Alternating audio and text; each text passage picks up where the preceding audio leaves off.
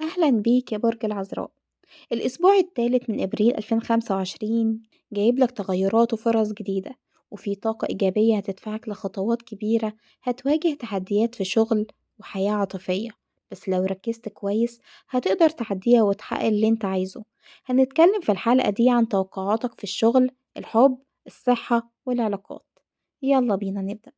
الأسبوع ده يا عذراء هتحس إن في تغيرات في كل جانب من جوانب حياتك. عندك فرصة لتحسين وضعك المهني والعاطفي، لكن هتحتاج تكون جاهز للتعامل مع تحديات جديدة. هتكون قادر توازن بين الشغل والحياة الشخصية، وده هيخليك تحس بالراحة النفسية.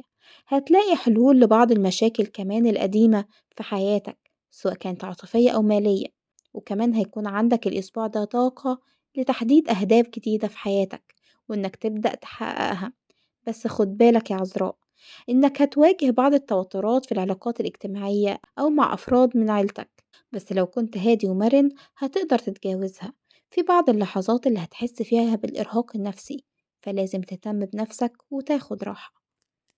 يا عذراء، خلي بالك من التفاصيل الصغيرة، عشان إهمالها ممكن يسبب مشاكل أكبر بعدين. ركز على الحاجات المهمة في حياتك. بالنسبة للشغل فالأسبوع ده يا عذراء، الشغل هياخد منك جهد أكبر، لكن لو ركزت هتحقق نتائج ملموسة.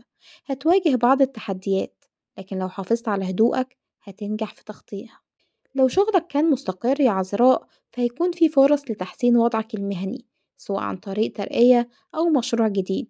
فاستغل الفرص دي لتحقيق نجاح أكبر. هتقدر يا عذراء تحقق إنجازات في شغلك لو ركزت في التفاصيل وعملت شوية مجهود إضافي. أما لو كنت بتدور على شغل، فهيكون عندك فرص جديدة تظهر ليك لو كنت مستعد لتغيير مجال عملك أو تتعلم حاجة جديدة.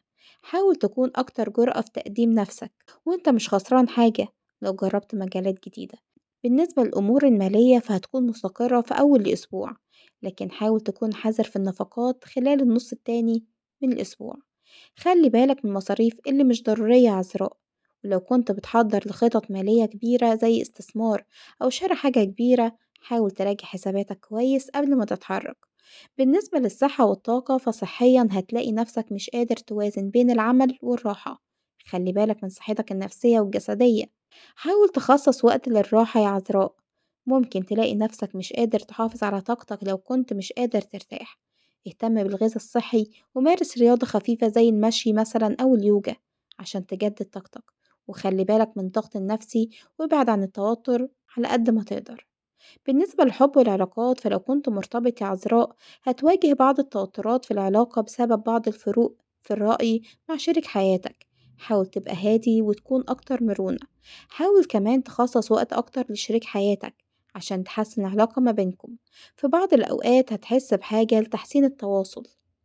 أما لو كنت أعزب، فهيكون عندك فرصة للتعرف على شخص جديد، لكن خلي بالك من اتخاذ قرارات سريعة. الأمور هتتطور تدريجيا، فخليك متأني. لو مش جاهز لدخول علاقة جديدة، خلي علاقتك مع نفسك أهم من أي حاجة. يا عذراء، في الحب خلي عندك صبر، ومش كل حاجة هتكون على حسب توقعاتك. خليك مرن في التعامل مع الناس. يا عذراء، الأسبوع ده هتكون في تواصل أكتر مع ناس جديدة. هتكون في بؤرة اهتمام، وممكن تلاقي نفسك في مواقف اجتماعية جديدة كمان. خلي بالك من الأشخاص اللي بيدوروا على مصلحتهم بس، وابعد عنهم. وحاول تبني علاقات جديدة مع ناس ليهم نفس اهتماماتك. يا عذراء، خلي عندك خطة واضحة لاحتياجاتك العاطفية والمهنية، وحاول تكون أكتر مرونة في التعامل مع التحديات. ما تهملش صحتك النفسية والجسدية، وخلي عندك وقت للراحة. الأسبوع الثالث من إبريل 2025 يا برج العذراء، هتكون قدامك فرص جديدة، وهتقدر تحقق تقدم كبير لو ركزت وكنت هادي في قراراتك. عندك طاقة هتساعدك على إنك تتغلب على التحديات اللي انت هتواجهها. الأهم إنك تكون صبور ومركز في أهدافك. لو عجبتك التوقعات دي ما تنساش تعمل لايك وتشترك في القناة عشان تتابعنا كل أسبوع. اكتبلي في الكومنتات ايه أكتر حاجة متوقع تحصل معاك الأسبوع ده.